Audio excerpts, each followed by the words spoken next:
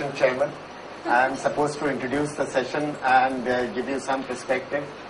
The session is supposed to be conducted by Dr. Indira Parekh.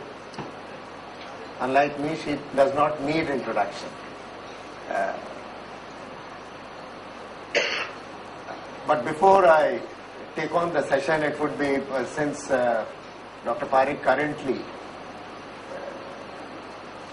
is spearheading liberal education in India, I would like to make a mention that this was long overdue. Many of you who have grown up in Bombay would know that it is much easier to get admission in any of the engineering or medical schools, but very tough to get admission in Xavier's to do a simple liberal arts program. It's a different thing that you've never thought of doing one, but it's very difficult to get admission if you want to get admission in Xavier's in the liberal arts. Liberal arts technically go by the word liberal. Means your thought process is not put into any format. You are allowed to think freely. And when you think freely and you also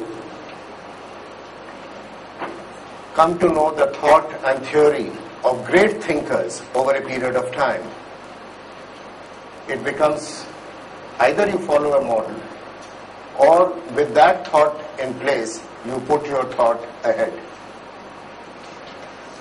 So we are we are looking at the next 5-10 years when maybe we'll be able to move from a highly technical, analytical, prescriptive, specialized world to a free. Today parents are unable to send their children to liberal arts college because there is a perception that possibly he didn't do well in his +2, and that's why he is joining a liberal arts program. When my son wanted to do political science, his teachers in fact came home to talk to me as to why does he want to shift, and all his batchmates he would not be able to identify himself with. But great thoughts, great thinkers have all grown with the common people. So we are very grateful that Dr. Parekh is spearheading a college, a basic institution in Pune currently, which looks at liberal arts program very openly, and we have, the good thing also is that we have hordes of students wanting to join the college. Now about the session, which is basically innovation and the HR perspective. Generally, innovation does not go with Indian culture. Generally. We are reasonably traditional people, and both mythology and thought in India says that you can't fail. If anybody fails in a class, even if it is class 2nd, 3rd, 4th, 5th, it is considered as a social trauma for the whole family.